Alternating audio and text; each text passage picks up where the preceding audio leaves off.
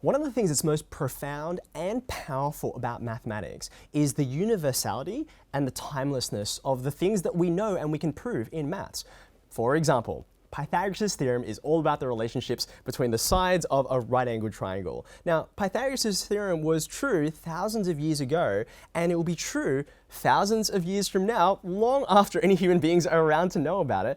And that's because it's about something deep and timeless, and it's not dependent on culture or our context. It's something which we can say to anyone around the world and they can say, yeah, I agree with that. And I think in our world today, those kinds of things are in short supply. So it's a wonderful unifying thing to be able to experience and see mathematical truths together and to actually agree upon them, because we must. That's what the logic tells us.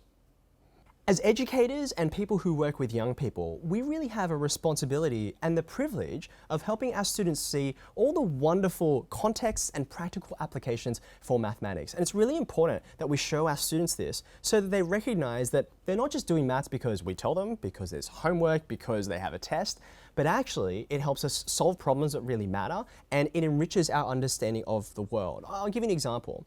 Calculus isn't just about following a bunch of rules and formulas to get some answers out and manipulating symbols. It's actually about the mathematics of change.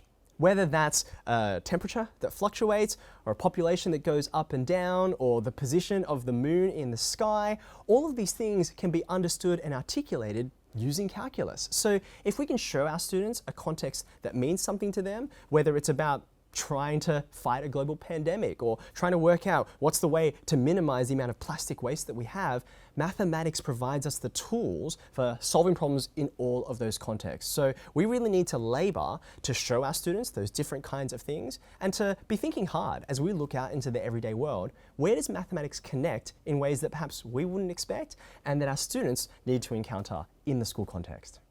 One of the things I love about STEM is the capacity it has very naturally, it's kind of inbuilt into the discipline, for giving students a reason to care about the learning that they're doing. A lot of the ideas that we encounter and a lot of the skills that I want to teach students in mathematics, they take a lot of effort and work and they overload your working memory. They're hard work. I don't want to shy away from that. One of the things that's really important there, obviously, therefore, is student motivation. A student's got to care enough about wanting to solve this problem that they'll put in the time and the effort to develop those skills. And I think when we give students a situation where there's a genuine problem they have to solve, perhaps it's local to their community. It's something they encounter every single day. And we can say, you know what, there's maths, there's scientific knowledge, there's technology solutions that can help us do something about this problem that means something to you, that matters to you, and often that's the key, having it connect to them in a personal way that I really love, because maths can be so abstract sometimes. It can feel like solving a bunch of problems that I don't care about, so why would I bother and put the effort in? So giving them a reason to care, I think, is really essential. Mathematics has a reputation for being disconnected from the real world, and STEM can really help with changing that misconception. One of the reasons we have this misconception is because when we present problems in the typical mathematics classroom, they're often very precise and they're exact, and they're things that actually we could never know in the real world. I'll give you a very simple, trivial example. If I said to you, calculate the area of this rectangle, and then I gave you two lengths on each of the sides, 3 centimeters, 4 centimeters. That seems pretty harmless and innocuous, but actually we never know that something is exactly 3 centimeters or exactly 4 centimeters. In the real world, when we're encountering reality, we've got to deal with the imprecision or the inaccuracies that come from things and the uncertainty that leads from that. So if I want to say, okay, how much is it going to cost me to resurface an entire playground and the shape of the playground is weird and awkward, I've got to work out that area and know, well, when I budget for that, there's going to have to be a range in how much money I need to set aside for this part of the problem. Now, that practicality that's inbuilt into the STEM part of this problem is actually really refreshing, number one, for students, because they can see this is just, it's hard because reality is hard. But number two, even more importantly, it equips them to go out into the real world where they're actually going to have to use maths in much less precise ways than they're used to. And they'll recognize, oh, this is just like what I've done before. I'm ready for this. I've got the tools in my toolbox to actually solve these problems in a way that makes sense. In practical terms, it's really common. It happens every single day, every single lesson of every day, that when I'm with a group of students, some of them many of them will hit a wall. They'll be solving a problem, marching along just fine, and then they'll reach that point where they're like, I'm confused, I don't know what the next step is, or I went through all the steps, I thought I got the right answer, and then I checked and I'm like, this doesn't make any sense. I've clearly done something wrong.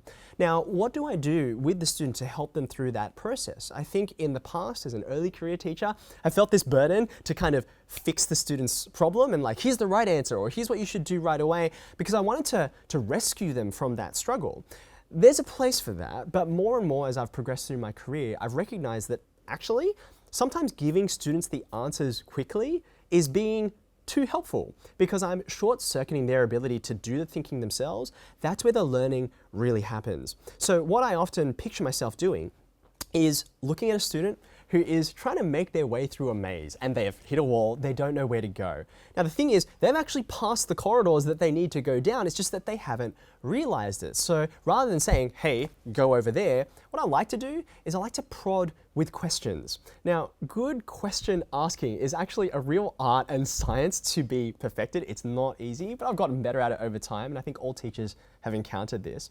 Being able to ask questions that elicits a student's understanding or perhaps helps them identify in their own working. It's like, where did the problem crop up? Where was the little error, the little mistake that they hadn't spotted they themselves have done?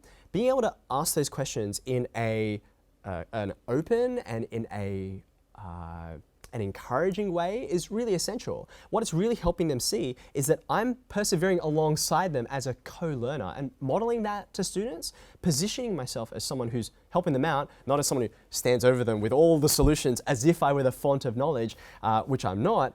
Actually, that approach of coming alongside a student ends up being much more helpful, and it helps them, it empowers them to continue being the learner and develop that perseverance themselves.